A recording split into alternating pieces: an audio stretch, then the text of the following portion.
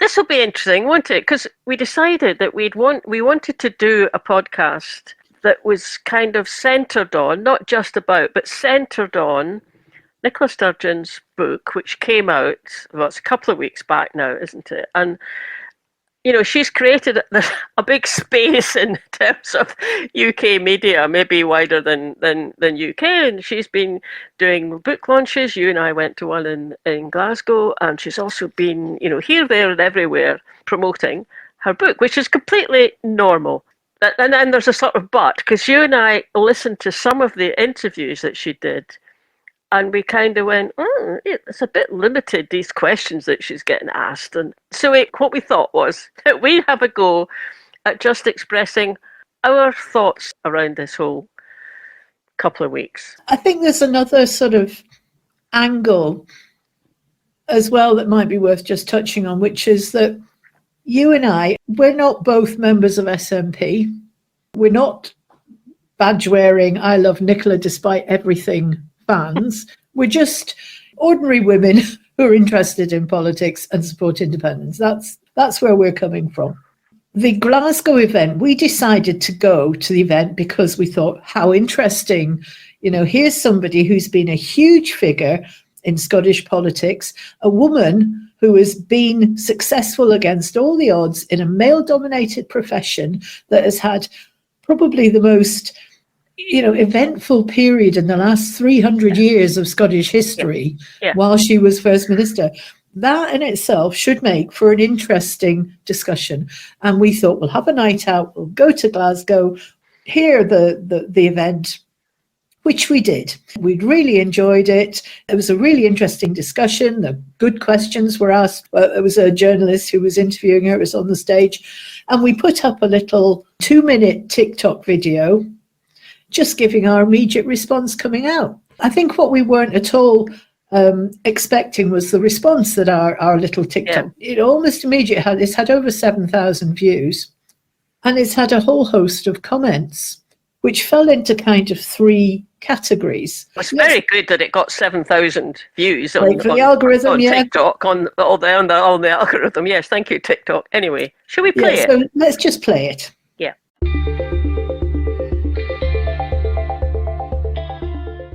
So we've just come out of the evening with Nicola talking about her book. It was good.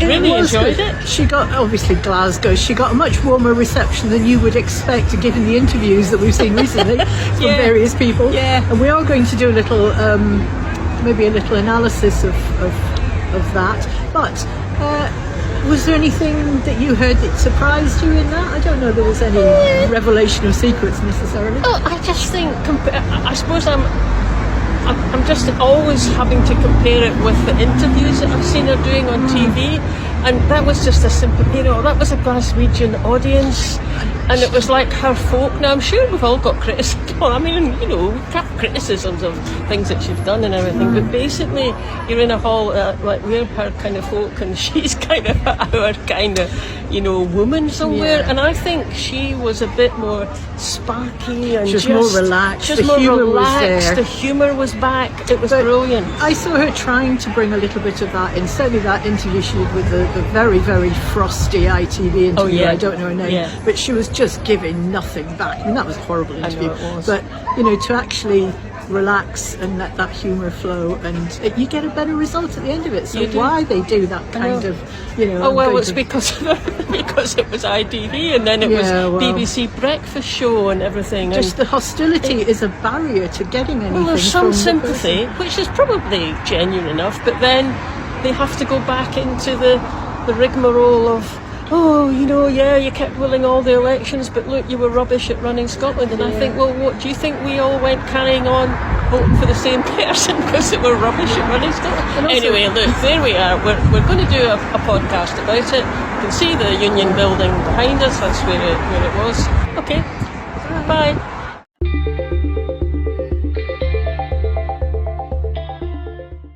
So there you go. 2 ladies have come out of an event that we've enjoyed, and we've shared that.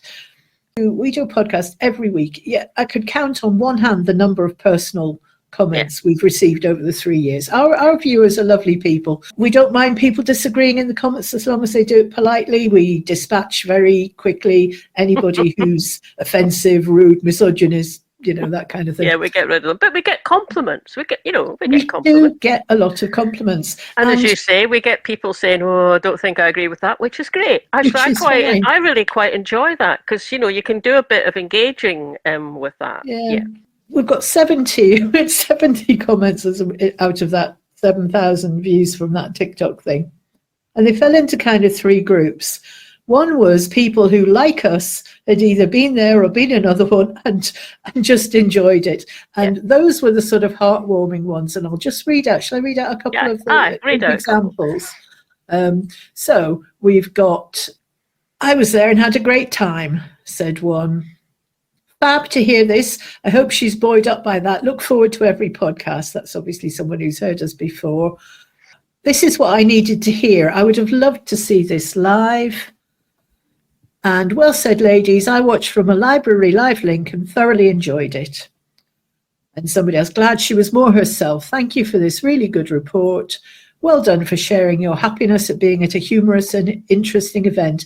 We're all fed up by the minority and independence bias of the TV channels. Just don't watch them anymore." So that's the kind of, people like us. Yeah. And then there was the people who, I never understand why people will spend their own time watching something they're not interested in and then take the time to leave a comment saying how much they weren't interested. But I think because it was Nicola, there was a whole host of really, comments from people who obviously, they might be bots for all I know, but they're triggered by her very name into leaving a comment on something that wasn't actually about her. It was about our night out. And so we've got things like "cannot stand her,"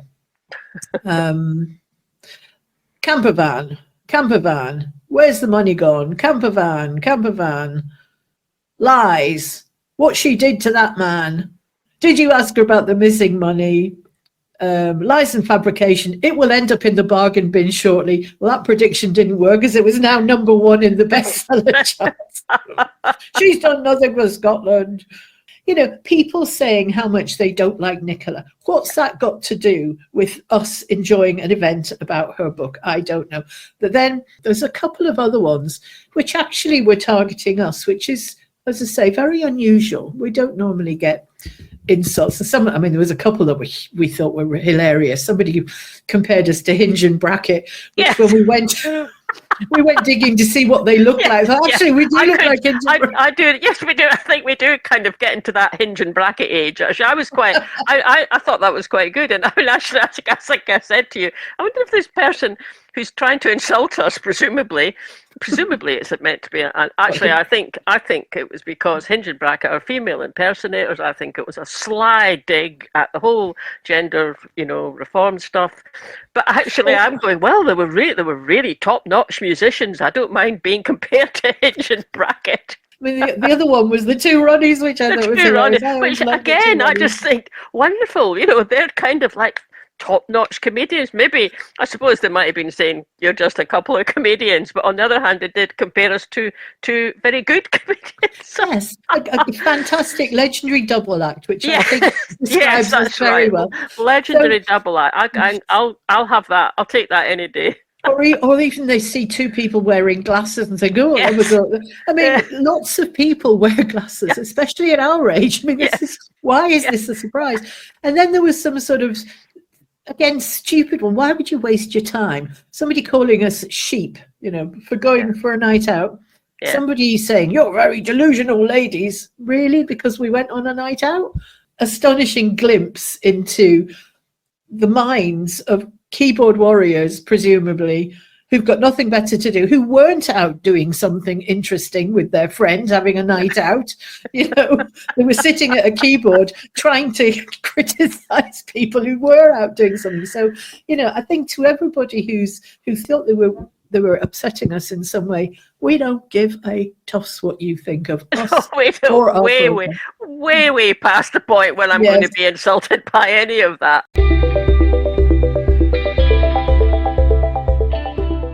The context for it actually was one that Nicola touched on in that Yeah. evening. You know, about the abuse that politicians in general get, Yeah. but women politicians get even more, and the kind of abuse that women politicians get is nasty. No way that those comments in any way reach that kind of level of abuse. But it is interesting that we've never had it before. The minute we start talking about Nicola Sturgeon, wolf. Yeah. And also the number of comments that were critical of Nicola in a discussion that, you know, that she wasn't part of. Yeah. And you think if that's what they'll put on somebody else's podcast just because her name's mentioned, Yeah. what are they going to put on something that she's put out?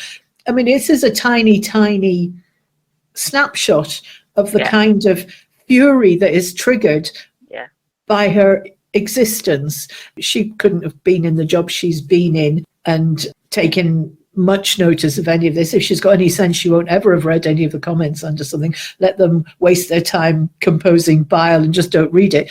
But even somebody in her situation is capable of being hurt by comments. Yeah. You Yeah. know. And politicians in general are prone to this kind of like, Marmite. You either love it or hate it. And Nicola's definitely got to the Marmite stage of her political career. You know, the same is true of other politics. It's certainly true of Alex Salmond.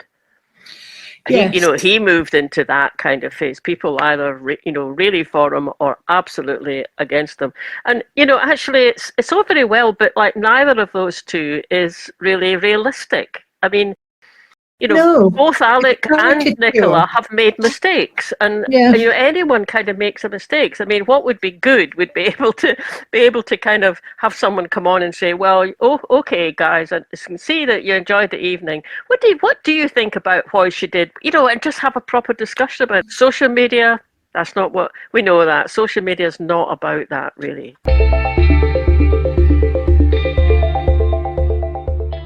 I mean, I had listened to a couple of interviews that were on the TV. I think they were before that night out, or if they weren't, they were up very soon afterwards. Like one was on BBC breakfast programme, which I don't listen to, but my husband does, and he always says, "Oh, so and so, if you think something that's going to interest me, he'll say watch it from 7 o'clock on," because he records it. And he said Nicola was on, and I watched it, and I just thought, God, it's like there was this maybe 5 minutes. That's quite a lot of TV time to get. She's very, very open in some of, in how she describes herself and what was going on for herself emotionally in the book. And, there was they were covering topics, there was a certain sympathy, and then it just clicked into a question like, well, of course, yeah, you won all those elections, but the SNP have been rubbish at running Scotland. Kind of like I was going, God, where did that come from? And something of a broad statement. So a broad statement, and then you could see it. Like Nicola was a bit. She said, "I'm here to talk about my book," but I think I could argue back with that. And the woman presenter said, "Well, the NHS is so bad, and the attainment gap in schools is really bad." And Nicola goes, I used to be the cabinet secretary for health. I could tell you quite a lot about the NHS and the schools. There's changes being made. And she said, "Oh, but there's all these PETA results." Now, as it happens, I know what this woman was referring to, but I bet she didn't. Some researcher has given her a bit of paper, said, "Say that. If Nicola says anything in response, talk about PETA results." So I picked that up, but I heard the same thing happening in other interviews. They would get to a certain point, and then there's the trigger happens. Yeah. Oh, you won all these elections, but look, you're really been rubbish at right. I go, do you think Scots are going to carry on voting for a party to get them to run Scotland if they've been rubbish at it? I mean, do you think we're really that daft? And it's not to say that there aren't criticisms. I've got loads of criticisms about, not so much about what the SNP have done, more about what they haven't yet done. But they're talking to a woman who's written a book, but it happens to be the woman who's, been the kind of arch enemy of the British state for a long time. And that's kind of where they end up with it. It kind of turns round to, oh, we better remember who we're talking to, and she can't get away with too much. And it's this sort of push button trigger thing that I kind of wish that next time somebody trots out, "Oh, your health's rubbish," thing, in what way is it rubbish? Because compared to England, most of our health services are doing a lot better, and half of them aren't privatised. They certainly cost less. It's said often enough that it's almost as if it's so blindingly obvious in these reporters' heads that it must be true that they never stop to query, is it true? That's the paradigm that's been handed to them, and they can't see past it. And because most people don't bother to look past what they're being told, then that becomes it's like the whole, deep fried Mars bars. We all eat deep fried Mars bars for tea every Friday. Do we? I've never had one yet, actually. I don't know anybody who's had one.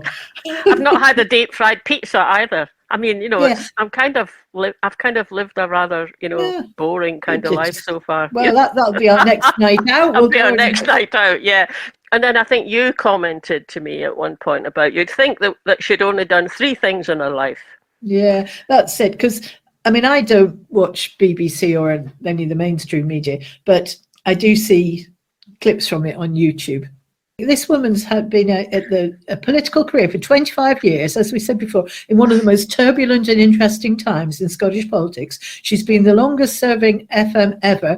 And like her or hate, you've got to accept that is no mean feat. She's won 8 elections. But the only 3 things there was any interest in was the fact that she was arrested, the fact she'd been pregnant at one point, the fact she'd fallen out with. So it's only her in relation to her relationship with someone else, a man, her as, a woman doing something that women do, her having been humiliated essentially on national TV by the pantomime of Police Scotland sticking murder tents in her front garden. Oh, it's just nonsense. Yeah, it's lazy. That's what annoys me. Yes, it's lazy. And there were a couple of interviews that were actually good. There was one that came from Irish TV when the 2 presenters, I'm sorry, I don't know who they are, but they were genuinely interested in asking questions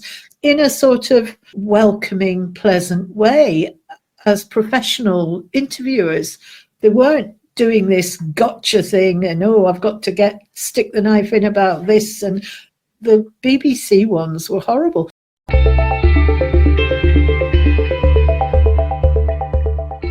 There was a few podcasts, the rest is politics. Alistair Campbell and Rory Stewart, He was quite defensive, but Rory was much more just open, I would say, just listening to what she said. And come the end of it, he came around going, do you know, that the only time I met her before, she was really quite frosty. But this time, what a nice person. I really liked her. I warmed to her. She was really, really interesting. I haven't listened to the Rest is Politics podcast with her yet, although it's on my to-do list. I like the newscast programme, a variety of presenters. One of them is Adam Fleming. One of them is Laura Kuenssberg, and there's another guy whose name I've forgotten. Adam Fleming, he did a podcast when it's just a conversation between her and him, and it's really good, and he starts off by saying, I read the book yesterday, and I'm going, what, you read it in one day? Because it's, got it here. I mean, it's big, it's thick, I haven't finished reading it yet. He said, it's just, I was sort of surprised because, most books by politicians, to be honest, they're a bit boring because it's just a list of I did that and I did that and I was in that conference and so said that. And he says, and actually, he says, of course you are talking about things that you did. But he said he thought it was, as much as anything, it's a book about her relationship with herself. And I just thought that was just quite a telling comment. And he said that right at the beginning. Yeah, Alistair Campbell, Rory Stewart, Adam Fleming. We've said those podcasts that we like the questions in them. The thing that those 3 guys have in common, they're Scottish. And I mean, Rory Stewart, he's terribly posh Scottish, but he's still Scottish. Yeah. Alistair Campbell's, Tony Blair's right-hand man, is down in England, part of the, Labour establishment, but Scottish, takes his bagpipes when he goes abroad. And Adam not so sure about what his background is. He's obviously Scottish. And I just thought, it's not that when I'm saying that, I'm not saying it because I think that makes them more sympathetic. I don't. I think they're all three good journalists and they ask good questions. But I think maybe they knew the kind of angles to come in on. Because of that common Scottish kind of background that's certainly some of the other people we've seen interviewing or on BBC, just on ITV, just didn't. So I just thought That's that was intriguing. Yeah. It is, and that might well be that sort of coming from, it's a Scottish cringe, isn't it, really? Coming from a working class background and having to convince yourself that you're good enough to climb out of that. Yeah. When society, I don't think Dory Stewart didn't have that problem. No, Rory didn't, but maybe might be able to understand it. But I think like they were. I think it was the Rest is Politics one. They talked quite a lot about Thatcher and the effect of Thatcher's politics on Nicola as a young a teenager, kind of growing up and understanding it, not just a kind of general anyone, English or Scottish or not or Welsh, could say, "Oh God, yeah, Thatcher," that and you could think of things to say, but I think they knew there was a very particular effect that Thatcher had in Scotland that would have affected a young teenager beginning to think, "I want to do something about that." Yeah, I was just struck by it. The other dimension that comes in, though, I mean, okay, yes, they're all Scottish. I don't know about Adam Guy. Rory and Alistair are not pro-indie. I don't know about Adam. You kind of, I mean, put it like this, they're never going to let you know in advance of it being indie. But I don't think either Rory or Alistair are. Well, Rory is quite anti, but he was very interesting because he was in government at the time of the referendum and just after it, the Brexit referendum as well. And he said when Boris became Prime Minister, they were certain it was the end of the Union. Yeah. And they were terrified. Yeah. And when you think, I mean, that's the one bit that for me, that was the opportunity we had that I think Nicola bottled it at that time.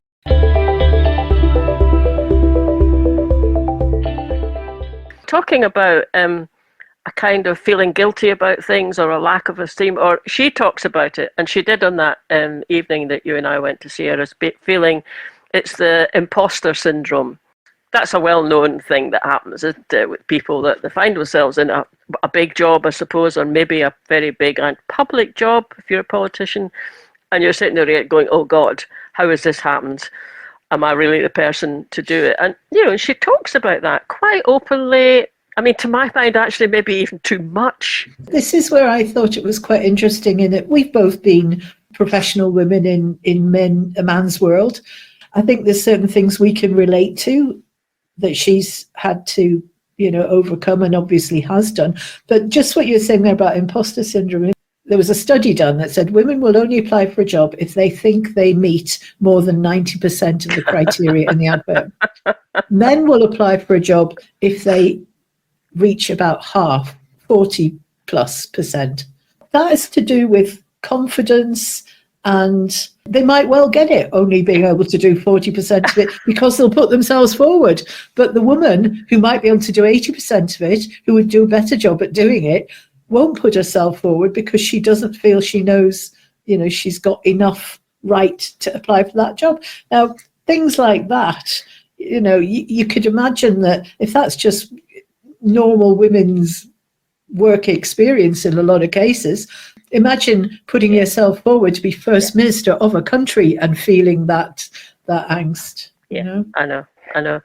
It's true, isn't it? I mean, if I go way, way, way back, it's like I studied chemistry at university, at Edinburgh University, and a third of the class were female, which was higher than it was always kind of going up, was higher than it's been.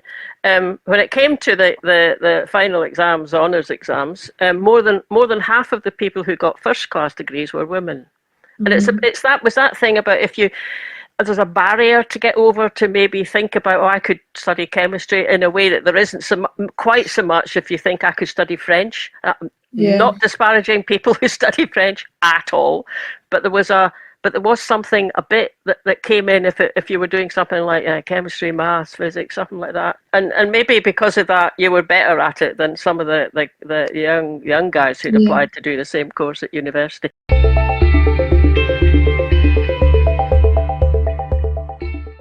Like I say, I haven't finished reading the book yet. And normally with a book, I start at the beginning and I go work my way through to the end, because that's usually quite a good way to read a book, isn't it? And I've not been doing that. I've been dipping in. Unfortunately, I must say her chapter headings are terribly unhelpful when it comes to just thinking where will the bit about Boris be. However, there's a very good index at the back, so I've been dipping into things. And I was reading a bit about the whole Brexit referendum and post that, and she's talking about David Cameron and Theresa May, and like one of the things she says about Theresa May is that she kept feeling that they could have had a productive connection with one another, and she gives some examples of how she tried to break the ice a bit if they were just one-to-one and things, and it never worked. Chit chat wasn't going to happen. Theresa May would just go awkward and then turn to her notes and start read out the script kind of thing. So Nicola says at one point she thought, right, okay, I'm not going to try that again. That didn't work. But she does say about the whole thing that she felt that she and Theresa May could have worked out an agreement which gave Scotland, we would still be out of the EU, but we could have given Scotland a closer relationship with the EU, something more akin to what Northern Ireland's got, something like that.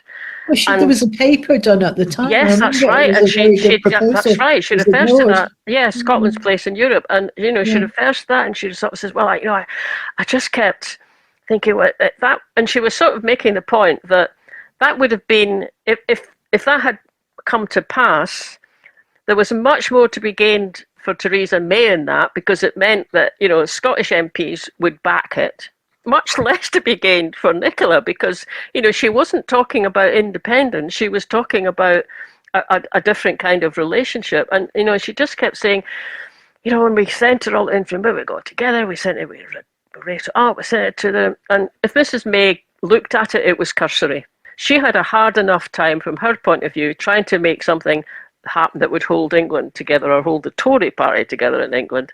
Adding Scotland into the mix was just going to make everything more difficult. So I just thought it was just fascinating reading about that. Yeah. Actually, another thing that I caught my eye, because I'd sort of forgotten about it, was do you remember after the Brexit, so almost immediately after, the day after the Brexit thing, and then David Cameron had phoned her to say, look, I've lost, I'm going to resign.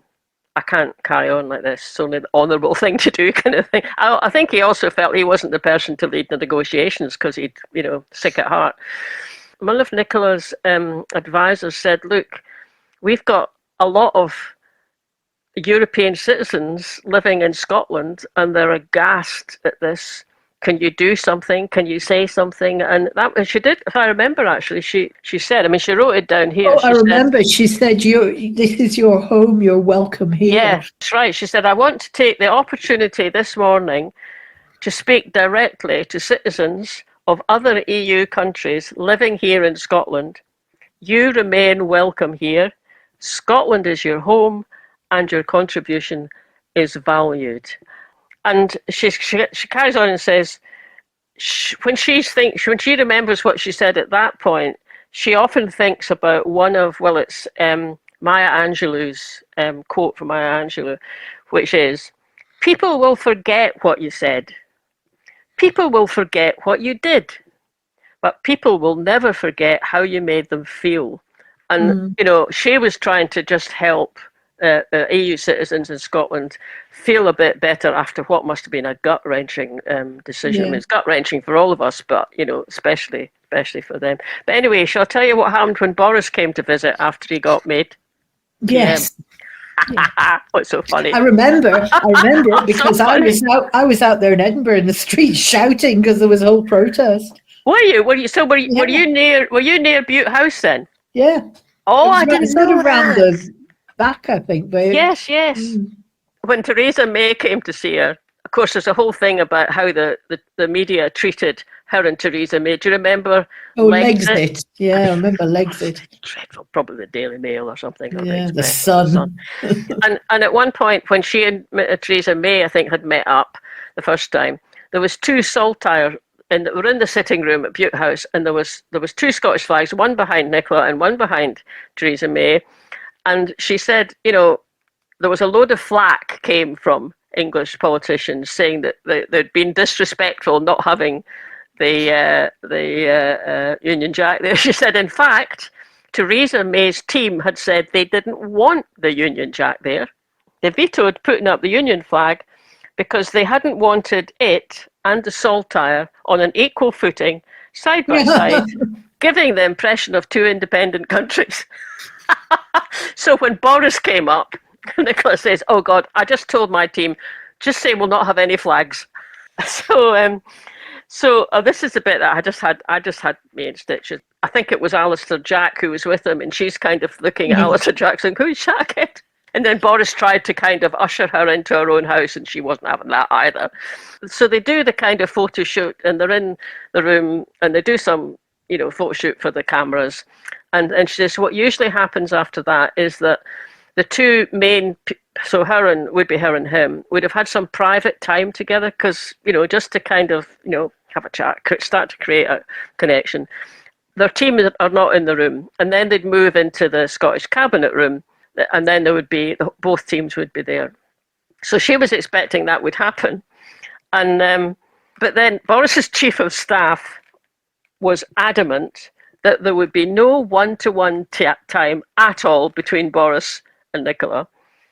And she carries on, she says, the subtext appeared to be that they couldn't trust what he might say or agree to with no one else in the room. So she goes, that's preposterous. That was just preposterous. So she devised a plan with her team to make sure that they did get that private meeting. So she says, basically, we hatched a plot to kidnap the Prime Minister. And what happened was they had their photo shoot. She distracted Boris somehow or other. She distracted his attention. Everyone else troops out of the room. She's distracted him. They're still in the room. One of her, private secretaries shuts the door behind them, and she had instructions from Nicola: stay outside, keep the door closed, and don't let anyone come in. So they had, in the end, her and Boris had, you know, half an hour's kind of chat. What did they talk about? She doesn't go into details, but she says, in one sense, it was a breath of fresh air being able to converse so easily with a Prime Minister after the rather stilted interactions with Theresa May. On the other hand, I was taken aback by how deeply unserious he seemed about everything. He was more interested in making clever wisecracks and winning debating points. It was dispiriting, but also, at a certain level, fascinating. So she goes on, and what she said, what she didn't know, was that on the other side of the door, his chief of staff was almost literally trying to wrestle her private secretary to the ground in an effort to get back in the room. Eventually, after valiantly seeing him off for almost half an hour, she agreed to interrupt us, and we moved through to the meeting proper. It's just, there's another whole funny bit about how his team said to him, look, we want you to go out the back door, because remember, he was getting booed. Well, sounds like you were there. Were you actually at the front waiting for him to come out? I was in. It was a big long street. Yeah. But actually, the back door thing, there was a plaque made. You know, one of those blue "so and so slept here" plaques, and it was, you know, Boris left by Boris. I can't remember what it said. It was something about Boris Johnson sneaked out the back way here or something. And it was, I can't remember now the sequence of events, but backdoor Boris was. Yeah, backdoor Boris, that's right. I mean, she says in the book, someone came up and said to him, look, we think you should go out the back. And he said to her, oh, would that be, I mean, how will that look? I mean, not so sure. He apparently just wanted to go out the front. But his team would say, no, don't do it. And she says, oh, so you know, the back door, it's 2 basements down. You have to go down very narrow stairs. There's a long, thin corridor. You have to go past the kitchens and the loos. And then you got out to the back, and there's a rather dingy car park, and then another gate to go out. So I just said, yeah, it'll be fine, just go. So as you can guess, I mean, I am enjoying it, and I think it's really well written. Do you feel you're learning anything more about her than you knew before? Because that was when I came out of that event, as I say, I enjoyed it, but I didn't feel there was anything said that was in any way surprised me. There was no revelations. It was a chance to see somebody speak in a, say, relaxed and entertaining way. I didn't feel I knew any more about her. You know, she did have good questions. It wasn't that the questions were very good, but maybe for you and I, there were questions that we knew the answers to. Whereas I think with the podcast that we mentioned, you know, the Rest is Politics and then Newscast and maybe some of the other ones, there was things coming out that, you know, actually, yeah, I didn't particularly know. And there's things in the book, there's certainly facts in there that I didn't know. I am still surprised at the extent to which she obviously had to battle against herself quite a lot. And that does surprise me a bit. Not completely, because I have heard her say before, I mean, I've certainly heard her say before, you know, she's an introvert. So as an introvert, I sympathise with that. I mean, not that I've ever done anything on the size of a public stage that Nicola's done, but I am okay on public stages. I don't mind, they're terribly nervous beforehand, but actually I can do it, even though I'm much more of an introvert than an extrovert. So, yeah, it's just quite interesting, that. And then, you know, you've lived through this period of like 25 years. I mean, she covers longer than that in the book, but the political side of it. And it's been part and parcel of my life. So you do see more of the details. I know things that happened, you know, say the 2014 referendum, the debates and things. But she's giving you the back information about what went on just before that and who said what and who wanted to do what and who didn't. And I just find it really fascinating.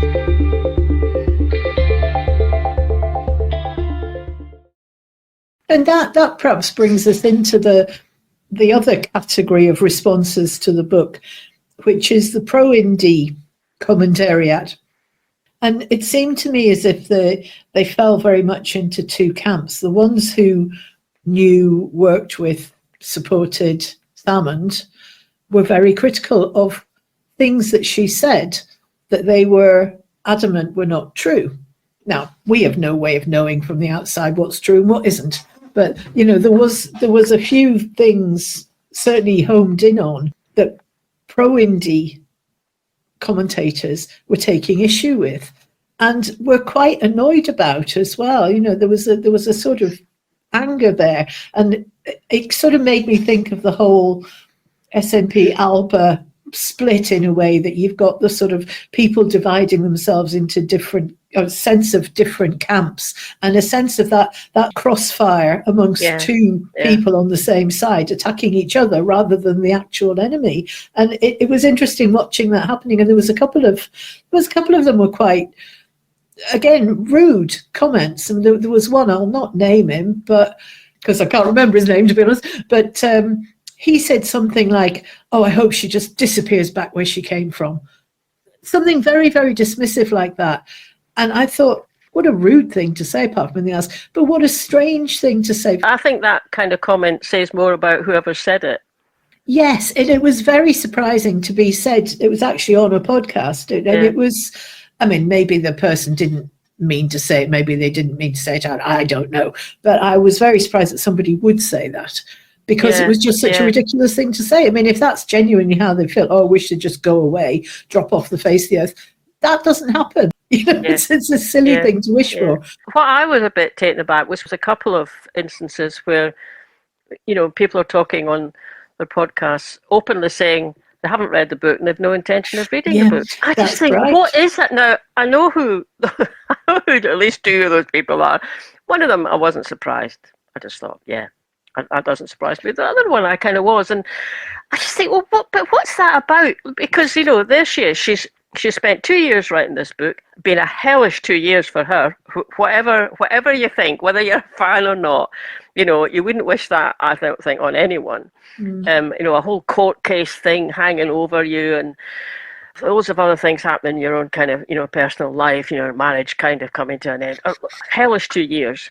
In the process, she's written this book, and now it's in print, and it has created a big open space, which, she's using to promote the book.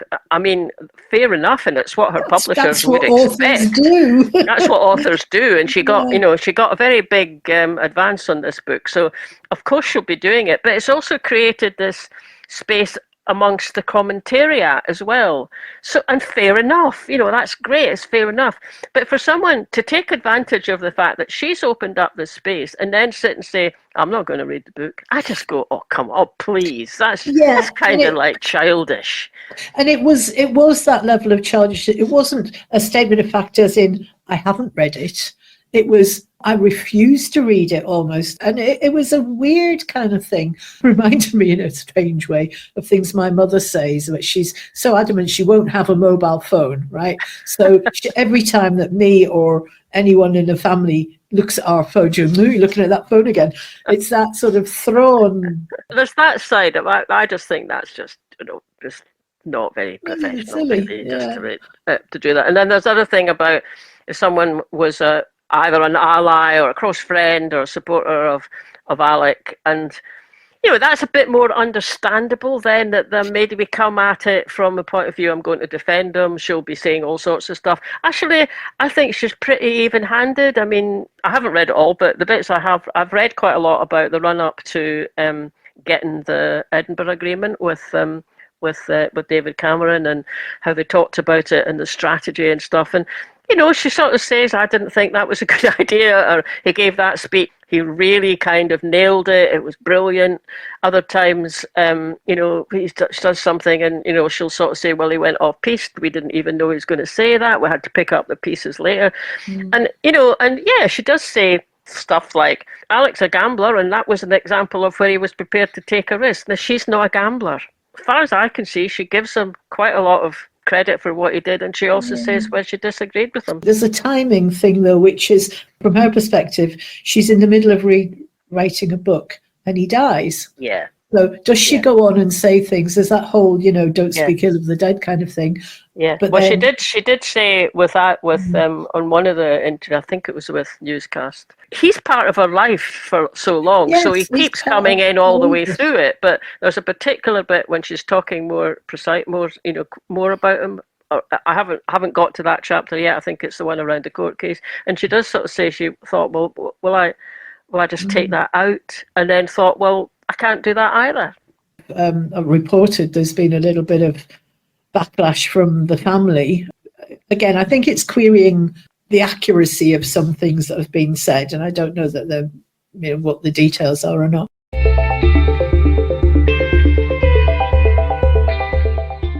I just think it's interesting that the responses from all these different people with all their different perspectives and all the different, whether they're pro or anti-Scottish, whether they're Scottish or not Scottish, whether they're podcasters, whether they're salmon fans, whether they're people who absolutely hate anything to do with Scotland, everybody's got a reaction to this book that is somehow more than the book deserves, or that the book would warrant, because anybody else's memoirs, in a political sense, it would be about the book, whereas this is much more, it seems to me, about the emotion of the characters involved. It's an extraordinary thing. It's sort of somehow not just a book being launched. It's quite interesting just trying to try and, think that through, because I think you're right. I mean, it's partly because she was so successful, and she was so popular, post the 2000 and becoming the SNP leader.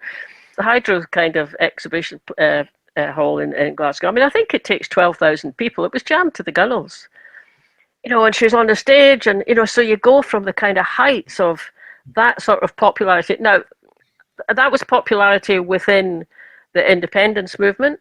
Right, it's not necessarily the other part of the country, but within the independence movement, that kind of popularity, And then there was what she did in COVID, which, I think that just was gained such respect across the whole. Whether you're pro or anti-independence didn't matter. That just, I think, gained such respect because there she was, day after day after day, saying, "So many people died yesterday." So, I Yeah, mean, that and was she does leadership. say, in the book that just left her physically and mentally exhausted. And I mean, I remember at the time thinking, well, where the hell's Boris? Because you don't get him Or coming out Trump, every you day. know. Yeah, exactly. But and in a way, I was also very pleased that Boris wasn't there every day because. He was hopeless at it, and he certainly wasn't about reassuring people. And she does talk a lot about that. Like, she was. It was horrible. No one knew what was going to happen. You'd think it happened, and then we thought maybe we were getting through it, and then another variant comes through, and she had to go on the next day and say, "Look, there's a new variant come through. We can't we have to stay in the lockdown. We can't ease it yet." And I just, I think that way she just gained immense respect, and actually not only in Scotland. I mean, I've got friends down in England, and they tuned in to her Yes, daily ones yeah, because definitely. that was what they trusted. Isn't it Um, interesting as well how what we 4 years beyond lockdown ending, and even now it's hard to remember just how yes, it is. scary it was at that Yeah, time. So well, so I guess when you've had that level of success, at some point, you're gonna fall off, you're gonna fall down, and yeah, all that's just political careers end in failure. That's the yeah, you phrase.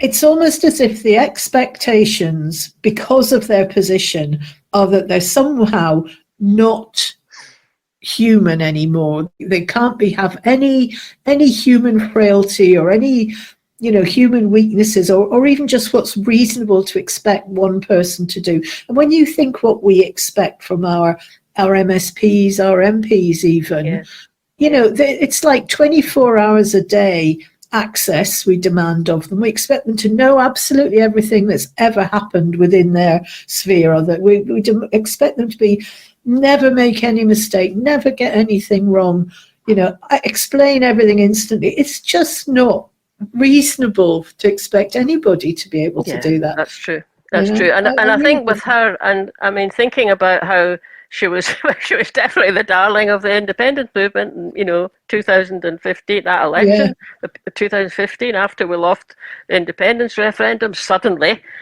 we've got, we're winning. It wasn't quite all of the MPs to Westminster, but it was, all but a handful, if even much of a yeah, handful.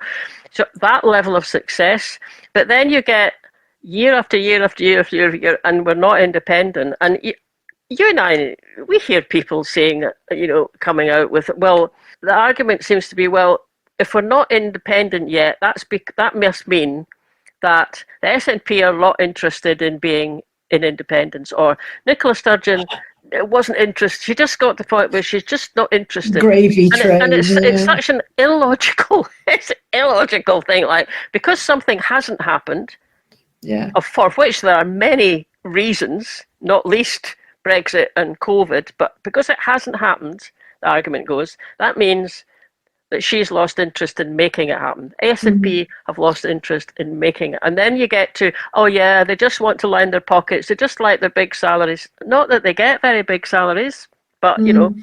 So that happens, and then The splintering all starts as well. And not only was there the Alex Nicola fissure, and now we've got a fissure between the SNP and the independence movement. There's a gulf between those two in terms of yeah, yeah, support for yeah. indies. So And I mean, at one point when Adam Fleming was talking about her stepping down as First Minister, and what a kind of shock that was. I was going to do a Pilates class or something up at the gym. I just got into the gym, the TV screen. I could see it was Butte House, and and Nicola seemed to be about to say something. So I stopped, myself and a guy next to me. I don't know who he was, but we both stopped and we listened. I went, my God, she's resigning. It was that sort of apparently like out of the blue. And Adam Fleming, when he was talking to her, was sort of talking about that. And she says, yeah, she knew she was just end of her time as First Minister, mentally exhausted, physically exhausted. She said COVID more than anything, but she also began to think that she had begun to represent the polarisation in politics that was happening. At that point then, I need to take myself out of it. And she sort of said, look, the polarisation over the gender reform bill, that didn't help, that added into it, but she would have gone anyway. That would have gone into it. She would have gone anyway. It was part of the polarisation, but it wasn't what made her resign, because there was lots of other things that were there. And I thought that was just quite telling. And as you say, politicians, they reach was it a sell by date or an end of my political career date?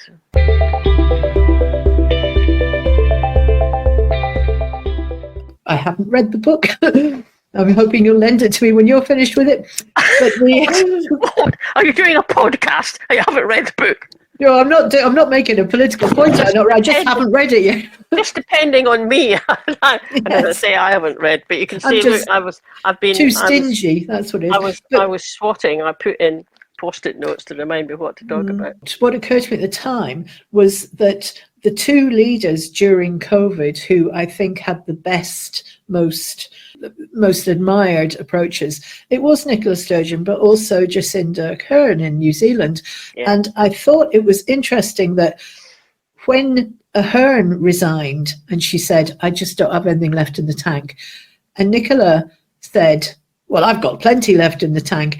But it was weeks after that she resigned. And I thought, I wonder if it was a sort of, you can step down just because you want to, as if Jacinda going had actually shown her a path that she hadn't maybe necessarily known was there. And I've no idea. Maybe you can tell me when you get to that bit of the book. No, I'm not going to tell you. You'll just have to read the book.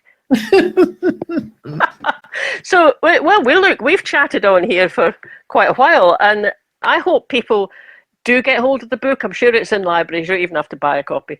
And probably it is reducing in price, because that's what happens, with books. It will come out in paperback and be a bit cheaper. Get it on your Kindle or something. But so I hope people do go and read it, because it is fascinating, and it's well written. Well, I will certainly enjoy reading it when you lend it to me. But yeah, I will. Okay, I'll do that. Yeah, that point about it'll be in the bargain. I mean, these things inevitably do end up in bargain bins in bookshops. My son works in a bookshop, and when Johnson's memoirs came out, for months after that came out, I would check them. Has anybody bought one yet? Has anybody? And none were bought in that entire few months, and it ended up it was almost get one free with a packet of crisps, and it was not a hot topic. It would be, what is it called, remaindered or something that they do with books? Yeah, which is ironic, isn't it, for a Brexit? It is actually, isn't it? What's happened to a book that's been remaindered? Yeah. Anyway, for the moment, Nicholas is number one in the Times book list at the moment. I think it's possible to read a book to see what it says. It doesn't mean you love the person. It doesn't mean you hate the person. It doesn't mean they're completely right about everything. It doesn't mean they're completely wrong about everything. So that was a very fairly unstructured discussion from our perspective, just things that occurred to us. You might not agree with us. You might have different views. That's absolutely fine. You're allowed to disagree.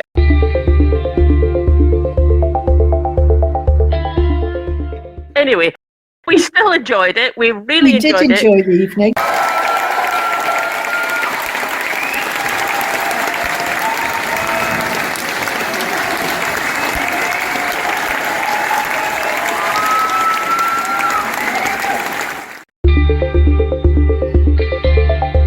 Thanks for listening, everybody. I hope you enjoyed that. If you want to make sure you're following us and subscribe to us, then you get notified every time we put something new out, so you don't miss anything. That would be great. Also, you can click the little bell if you're watching on YouTube. And sign up for our mailing list. You can do that from the website, and we always send one out at the beginning of each month to tell you what's happening. Last but not least, you can buy us a coffee on coffee.com.